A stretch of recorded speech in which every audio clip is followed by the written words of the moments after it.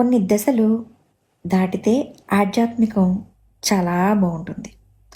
ఇక్కడ ఒక ఆధ్యాత్మికమే కాదు, ఇక్కడ ఫిజికల్గా ఆధ్యాత్మికంగా రెండు రకాలుగా కూడా మనం పక్షి రెండు రెక్కల్లాగా ఎదగవలసి ఉంటుంది. సపోజు పక్షి చూడండి, రెండు రెక్కలు సమానంగా లేకపోయినాయి అనుకోండి, అది ఎగరలేదు.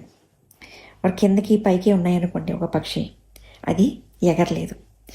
రెండు సమానంగా ఉన్నప్పుడే ఎగురుతుంది.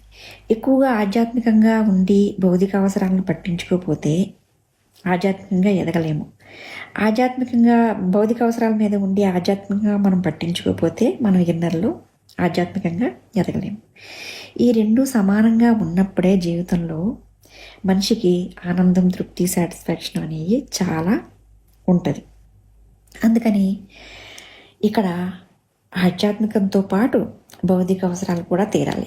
భౌతిక అవసరం అంటే ఒక ఫిజికల్ టచ్ అని నేను చెప్పట్లేదు.